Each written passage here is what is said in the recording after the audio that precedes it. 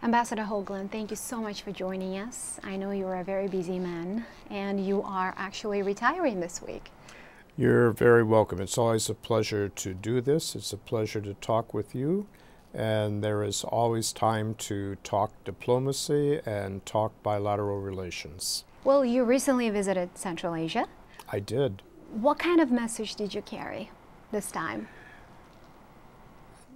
It's interesting you asked because this was my last official trip to several countries in Central Asia and the South Caucasus. And I wanted to, more than anything else, meet with the foreign ministers whom I have known for 10 years and more. And I wanted to thank them for their partnership. I wanted to thank them for their high-level professionalism. And so it had a personal aspect to it. At each stop, I wanted to step back from the daily, we want to talk about this, or we want to complain about that, or we want to raise this issue. I wanted to take a bigger view. And so in each stop, I asked my very good, respected colleagues, what would you say is the ideal relationship between the United States and your country? Very interesting. Well, one of the issues that they have been raising a lot lately is the threat of ISIS, as they see it. So how worried is this administration about the Islamic State, the presence or the impact of this group in and on Central Asia? Well, if you ask what is the worry of this American administration Yes. about ISIS, the Islamic State, sometimes called Daesh, it's something that we have to take very seriously. It's a new formation of a threat, not just to us, but to many countries in the world. How seriously worried are we about the threat to Central Asia? There is reason to be concerned because there have been a number of citizens of various countries of Central Asia who have gone to Syria to fight with ISIS. And inevitably, they are going to return to their countries. Now, we would judge that while we must be vigilant, while we need to pay close attention, this is not yet a major, serious threat to the security and governments and peoples of Central Asia. But it is a factor. It's a factor, it's reality, and we have to always pay attention to reality. So yes, we need to watch closely. We need to consult with our government-to-government partners. We need to pay attention to international security. But I want to emphasize, it's not like the barbarians are at the doorstep ready to sweep into all of Central Asia. That's not how you see it. That's not how we see it, the U.S. government. That's right. Well, one of the bullet points from the U.S. diplomats has always been that America is not playing any games with Russia or China in Central Asia. We hear that a lot, and but they don't think so. I mean, Russia and China clearly wants you out of the region. So the question is, are you in or out? What's the short answer? We're in. We're in for the long term.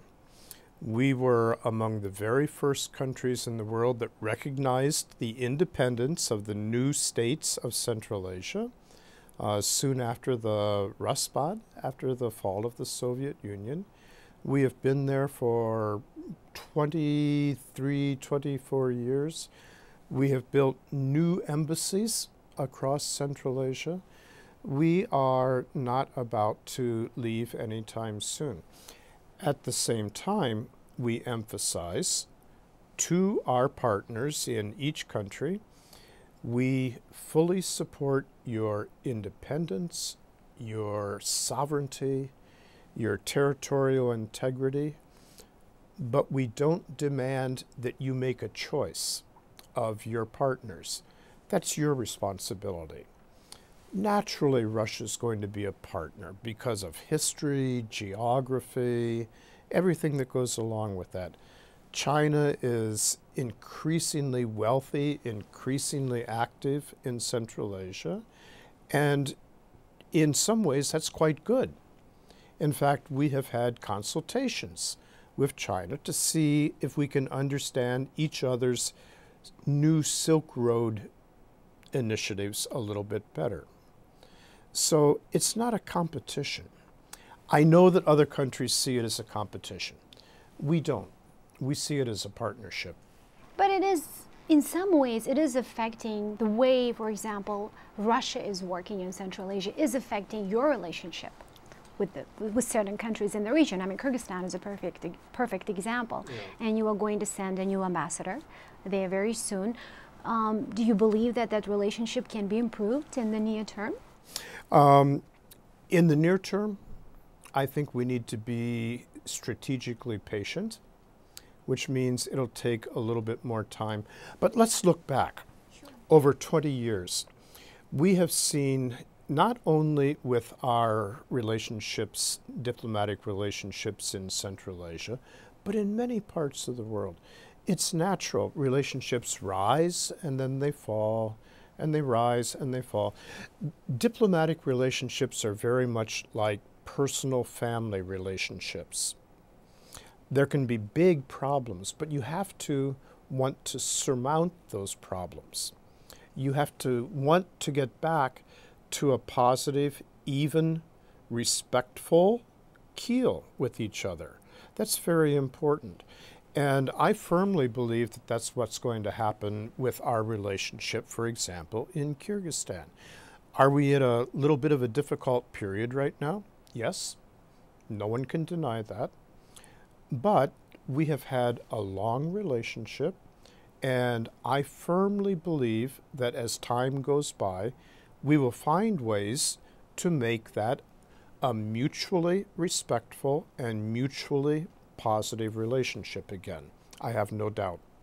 You have served as U.S. ambassador in 3 countries in Central Asia, yes. Kazakhstan, Tajikistan, and Turkmenistan. Turkmenistan as chargé d'affaires for 1 year. Yes, chief of mission. To be fair. Yes. And you have also worked with Uzbekistan, obviously, and with Kyrgyzstan in your various capacities. And Pakistan. And Pakistan, of course, deputy chief of mission in Pakistan and Afghanistan. So you know the region. I mean, you're somebody who clearly knows Central Asia here in Washington.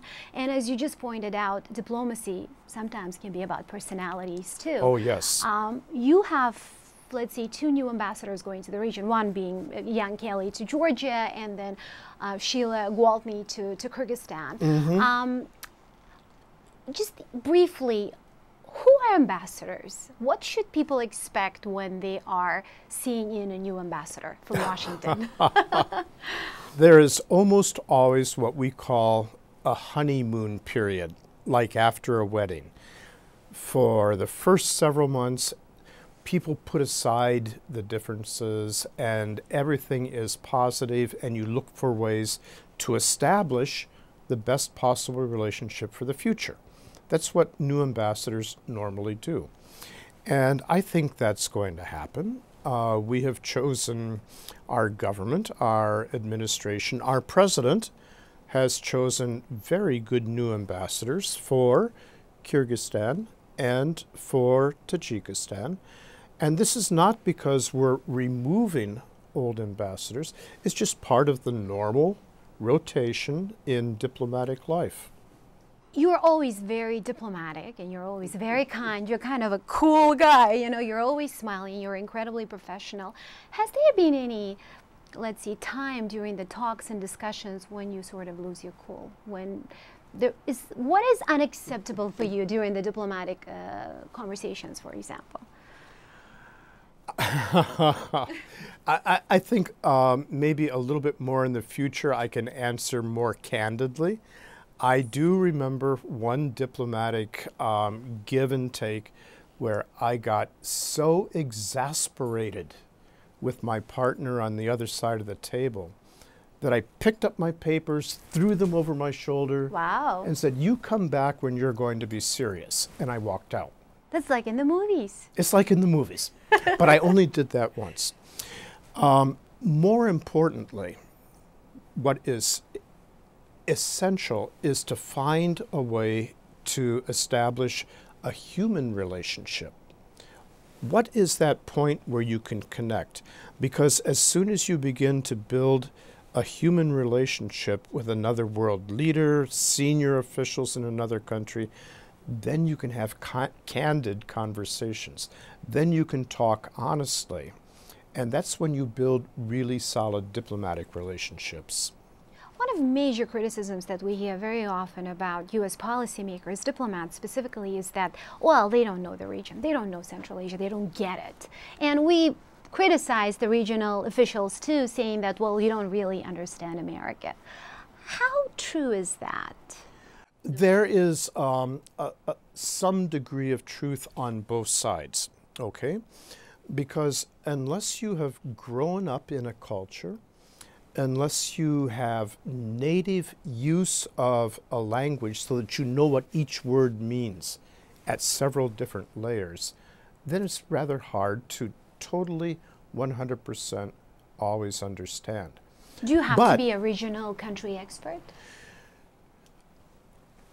What I was going to add is our diplomats, especially our younger diplomats, are so committed to being good, to being good social scientists, to being good sociologues, things like that, that they soon learn to understand a country very well.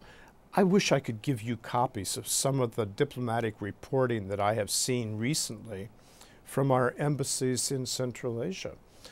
I would love to read them. I know everyone would.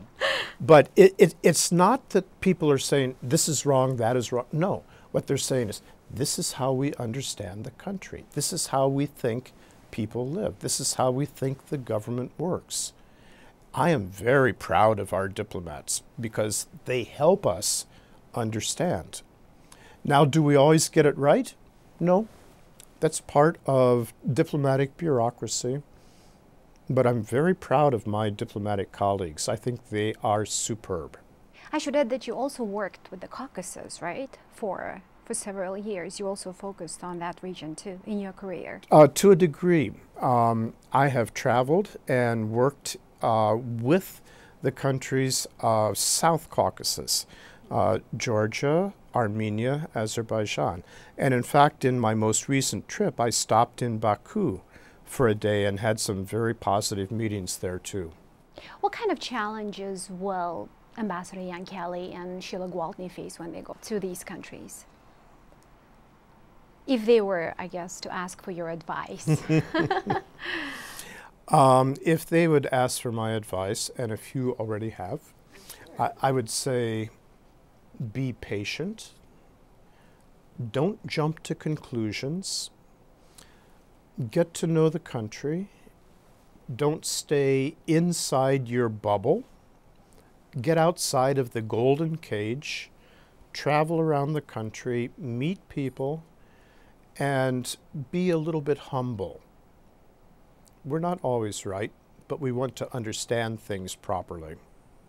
As someone who's been very much involved in U.S. policy towards Central Asia for the past, let's say, quarter of a century, are there things that you could look back and point to as success, for example? Like if we were to go country by country, in each country, major success, achievement in your view?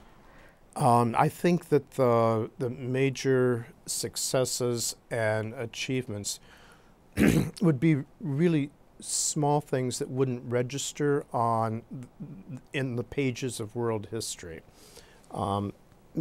Having dinner with a family in Bukhara, for example, traveling through the Pamir Mountains, things like that. But if you want to think of more traditional diplomatic achievements, I was the U.S. government's director for Central Asia and Caucasus at 9/11, the great attack on the United States. And in the following months, I helped negotiate. I was the lead negotiator for the framework agreements between the United States and Uzbekistan, the United States and Tajikistan, and the United States and Kyrgyzstan. And I'm still very proud of that. I think that was an important moment when we came together with the support of Russia, I would add. And that was, even though it was a tragedy, it was a great moment in diplomatic history, I think. Looking forward to the future, Yeah. what worries you most as someone, again, who knows the region? I just had lunch. I was hosted by Uzbekistan's Ambassador Imamova, and he asked the same question. And I said, absolutely honestly and transparently, at this moment, I have no concrete plans. I want to step back for the first time in many years, take a little bit of time for myself. I want a little bit of space and then re-engage in a new way.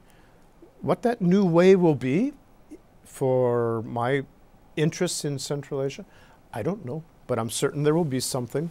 Any major issues that your colleagues should be looking out in the region that they should keep their eyes on, other than the usual problems we have? Other than the usual problems, day-to-day problems, Yes. day-to-day diplomacy. I would say that in American diplomacy, one of the most important things we can achieve is mutually respectful relations with our partners, mutual understanding with our partners. And you know what? That's not always possible because governments can be difficult. Foreign governments, from my point of view, can be difficult. My government can be difficult. We know that.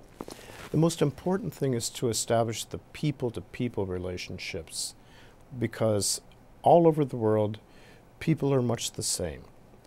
They want a good life. They want a better life for their children. They want a successful life.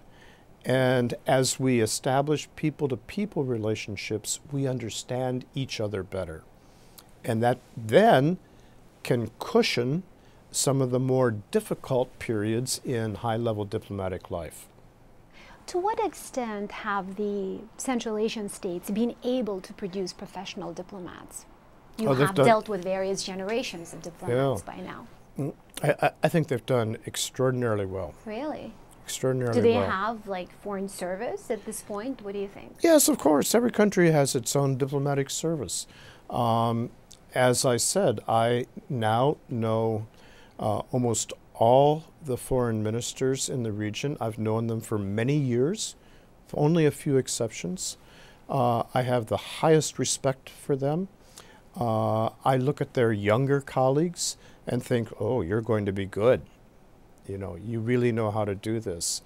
I have no doubt that in a very short period of time, in 23 years, each country has established a very strong, positive diplomatic service. Has U.S. helped in the process? We have from time to time, but I wouldn't say we have been dominant. We have offered training, of course. We have offered capacity building. I hope that we have, by example, helped people understand how international diplomacy works. But there are good diplomatic services in each country because the people are good. You have served, if I'm not mistaken, under 6 presidents, right? Did you start during President Carter or earlier? 1985, so well, Reagan, that would have Reagan been President period. Reagan, Yeah. I So believe. you have served under 5 presidents. Well, yeah. Before the world knew of Central Asia, to an extent that it True. does now. Which of, if you were to obviously, look at your career and analyze, obviously each president had its own unique approach when it came to the region, right? The priorities, the attention level. Anything that stands out?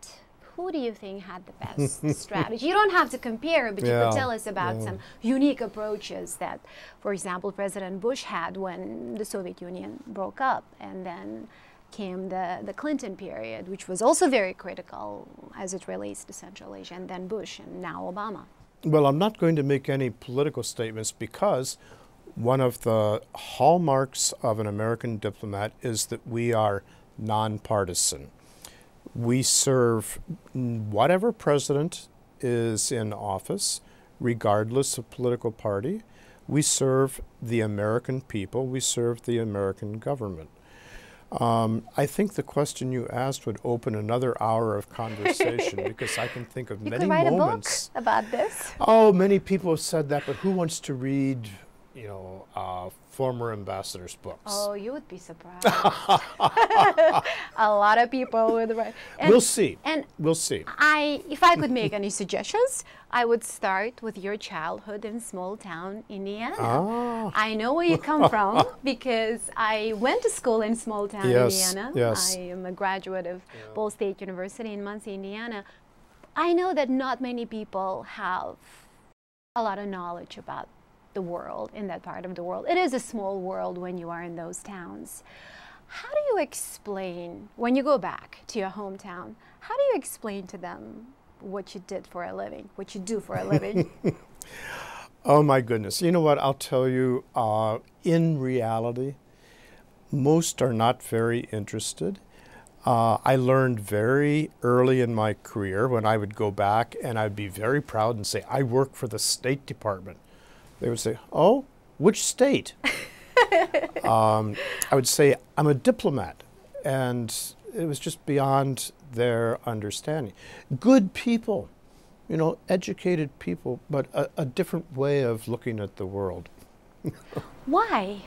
Why do you think they're not as interested? Because you would think that with America having something to do in pretty much every part of the world, and you have, Americans in towns like Fort Wayne, for example, where you come from, where they don't seem to care as much. Well, there are always people who do have a broader perspective on the world, and I can't deny that.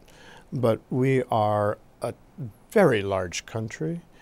We have been, to be blunt, a dominant country for a long time, but we tend to look inward. We look at our everyday lives. We aren't as focused, in general, our population, on other parts of the world. So I'm not criticizing. It's just part of the reality, I think. And it's not unique just to the United States. It's not unique just to the United States. Certainly not. I mean, go to a small village in United Kingdom. Go to a small village in Japan. Go to a small village in Siberia, Russia. And how much do they know about the world? A little bit, a little bit. But I'm sure the people of Fort Wayne are very proud of you. The people of Indiana Hoosiers are very proud of you. Well, thank you. And we hope that you remain engaged and involved in Central Asia so that we get to talk to you. I hope so too. I want to. Let's see. Посмотрим. Посмотрим. Thank you so much for talking to us. My so real much for pleasure. Thank you so much.